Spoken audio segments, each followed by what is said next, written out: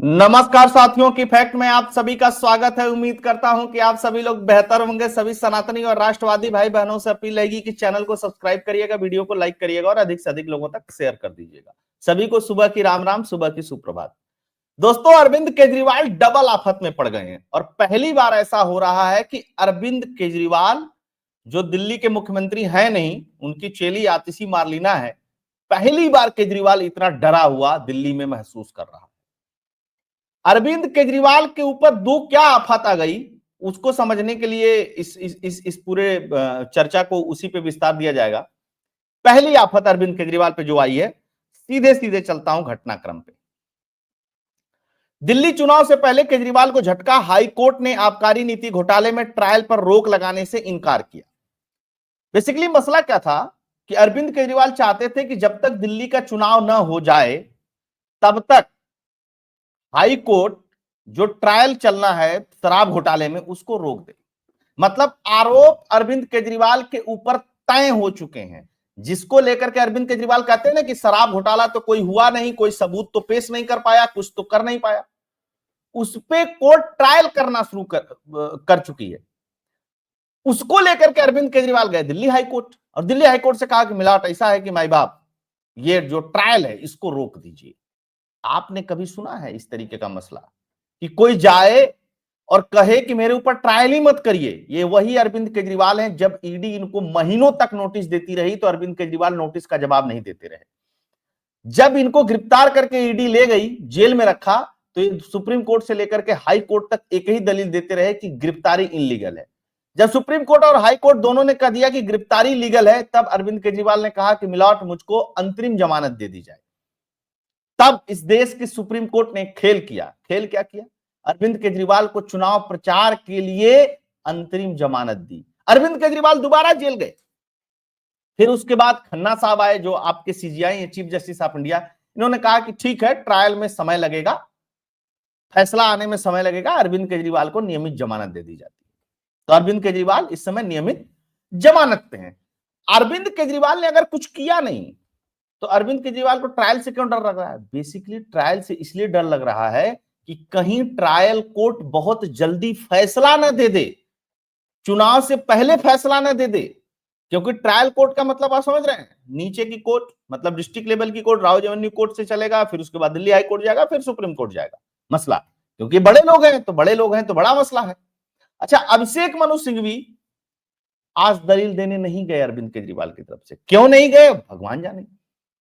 जबकि अरविंद केजरीवाल को बचाने में और अरविंद केजरीवाल की पार्टी के नेताओं को बचाने में अभिषेक मनु सिंघवी ने वो दलीलें दी हैं, वो हथकंडे अपनाए हैं जिसकी बात आप सभी लोग जानते हैं, जिसकी चर्चा मैं बहुत बार कर चुका हूं।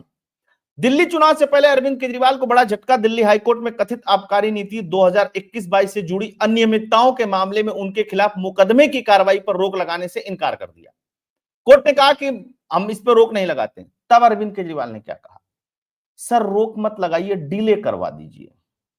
इस पर दिल्ली हाई कोर्ट ने ईडी को नोटिस दिया कि आपका क्या पक्ष है, आपका क्या कहना है।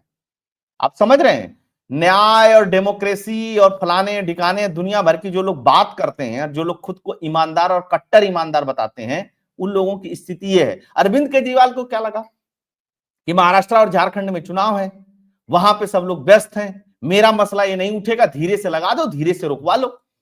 लेकिन ऐसा नहीं है कि अरविंद केजरीवाल का मसला हो और उठे नहीं। और देखिए, अब तुषार मेहता जो सॉलिसिटर जनरल ऑफ इंडिया है, उन्होंने क्या कहा? केजरीवाल के खिलाफ मुकदमा चलाने की मिली अनुमति।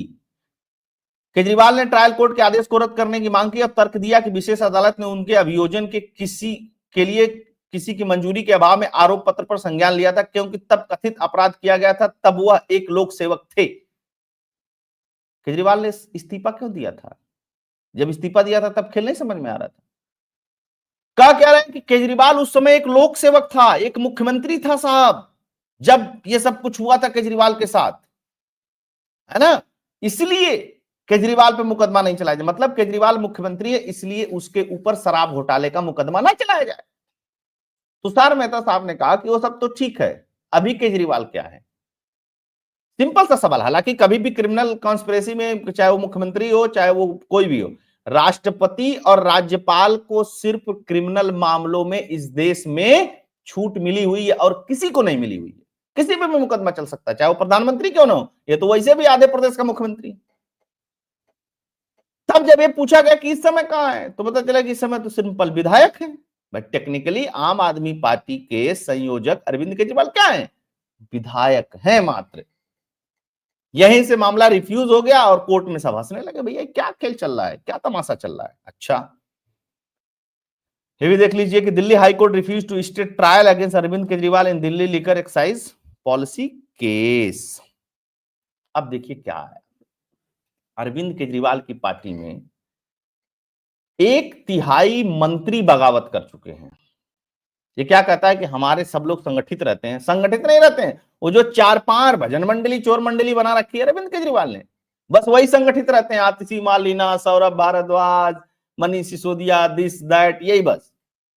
बाकी जो थोड़ा सा भी पानीगर नेता है इसकी पार्टी का, और सब पार्टी छोड़ करके जा चुके। राजकुमार चले गए, अभी कैलाश गहलोत चले गए, ये लोग तो मंत्री थे।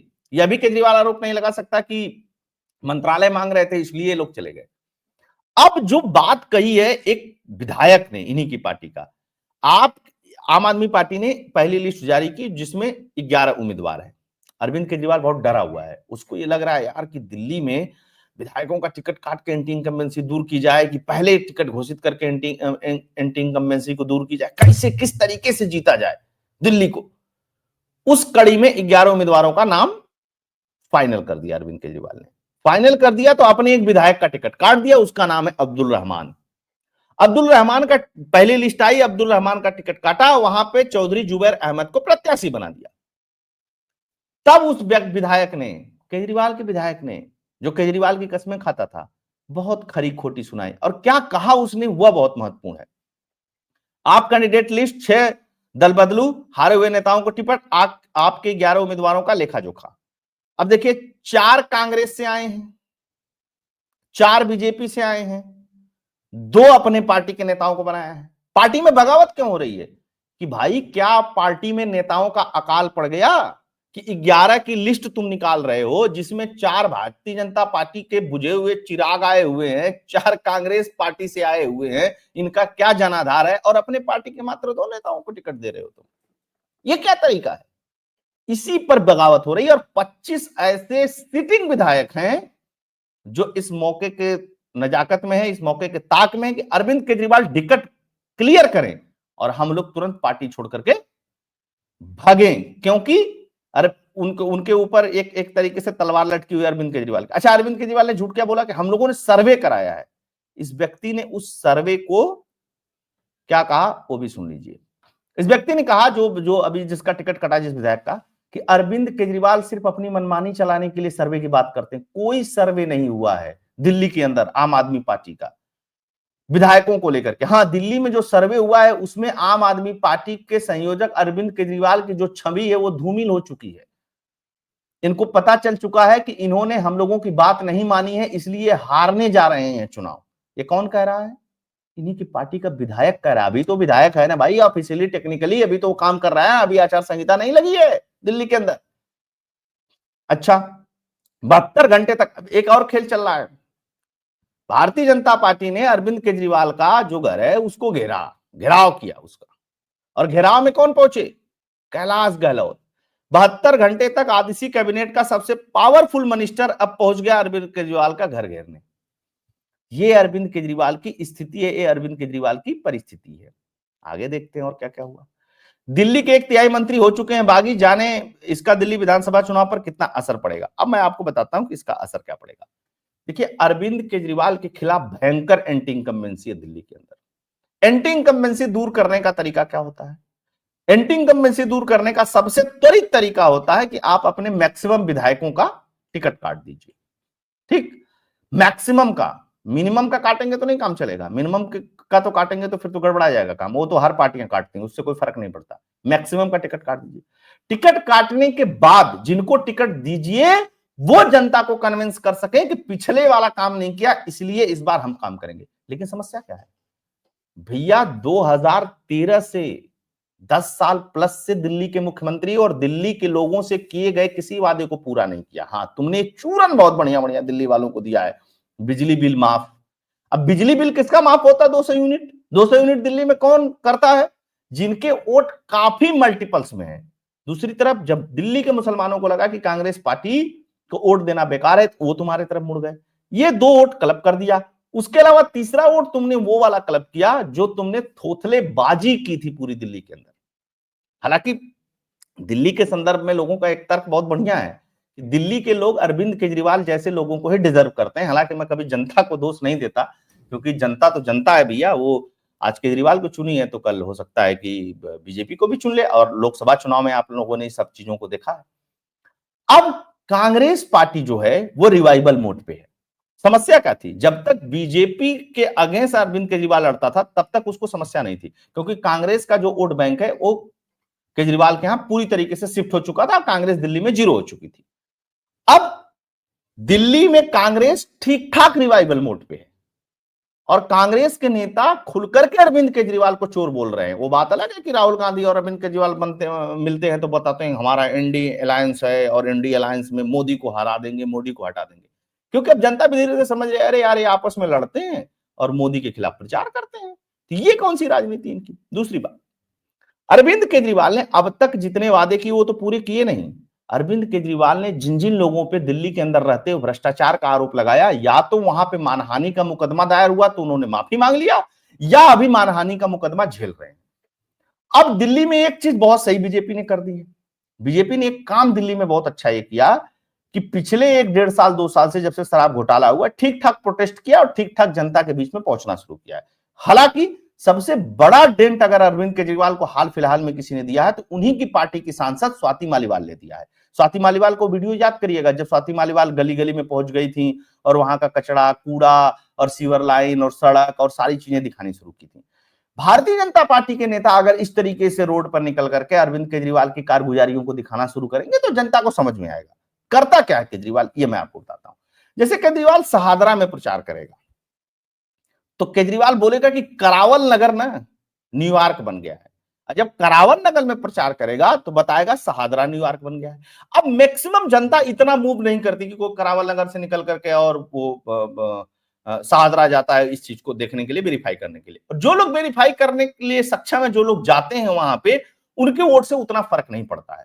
लेकिन डिजिटल युग में अब जब आप चीजों को दिखाने लगते हैं, आप ग्राउंड जीरो पे जाकर के, जैसे यमुना जी का मैटर हुआ, यमुना जी का मैटर बहुत जोर शोर से उठा। अरविंद केजरीवाल के वो बयान जो साल दर साल अरविंद केजरीवाल ने दिए थे कि हम यमुना को अगली बार साफ कर देंगे, इस बार रोड दे दो, पिछली बार साफ कर देंगे, झील बना देंगे, पार्क बना देंगे, जब देखना लोगों ने शुरू किया तब लोगों को समझ में आ गया कि भैया ये तो अरविंद केजरीवाल सिर्फ बतौलेबाजी किया हुआ है।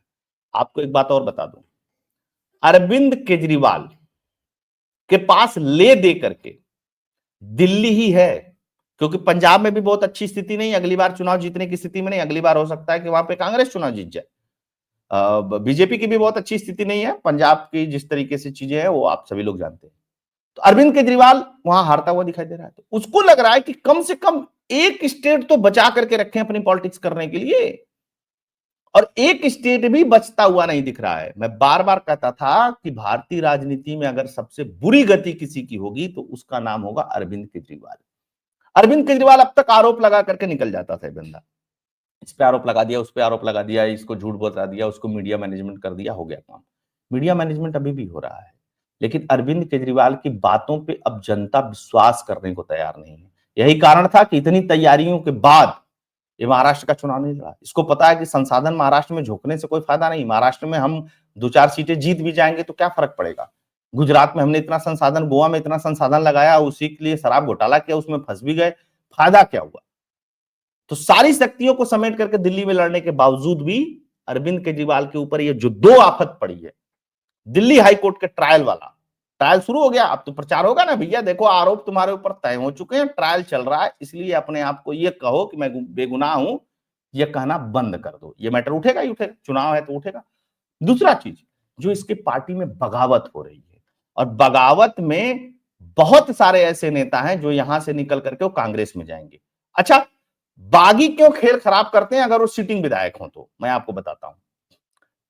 अरविंद केजरीवाल की कोई डिसिप्लिन पार्टी नहीं है, जैसे बीजेपी डिसिप्लिन पार्टी है, वामपंथियों की पार्टी है जो वो भी डिसिप्लिन पार्टी है, मत हमारे अलग हैं उनसे, वो एक अलग बात है, लेकिन डिसिप्लिन रहता है इन पार्टियों में। तो डिसिप्लिन पार्टी में क्या होता है कि एक विधायक जाता है कुछ बोलता है तो बहुत उस पर फर्क नहीं पड़ता क्योंकि कैडर होता है बेस। यहाँ पे क्या है, तो खेले खाए हैं, पैसा लेकर के जाएंगे, नहीं अगर कांग्रेस लेगी तो निर्दलीय चुनाव लड़ेंगे, निर्दलीय चुनाव लड़ेंगे तो वोट बेस कहाँ है, केजरीवाल का ही वोट बेस है। इसलिए केजरीवाल के ऊपर ये डबल आफत है। और आप मान करके चलिए कि अगर भारतीय जनता पार्टी और कांग्रेस बढ़िया से चुनाव लड़ गई तो अरविंद केजरीवाल को 20-25 सीट पाने में भी दिल्ली में दिक्कत हो जाएगी। लेकिन अगर अंदर खाने कांग्रेस ने फिर से वॉक ओवर दिया केजरीवाल को, तो फिर लड़ाई जो है दिल्ली में बहुत टफ हो जाएगी। तो होप दोस्तों ये एनालिसिस से कंटेंट इफेक्ट्स आप लोगों को पसंद आया होगा। मजे लीजिए, देखिए केजरीवाल का क्या होता है। अब तो 2 राज्यों का चुनाव खत्म हो गया, अब तो दिल्ली की बारी है। आप सभी जुड़े, सभी लोगों का बहुत बहुत धन्यवाद। अगर आपको एनालिसिस कंटेंट फैक्ट अच्छा लगता है तो चैनल के लिए कंट्रीब्यूट और डोनेट करते रहिएगा। उसके लिए फोन पे और पेटीएम का नंबर स्क्रीन पे दिया हुआ है। जय हिंद, जय भारत, जय श्री राम।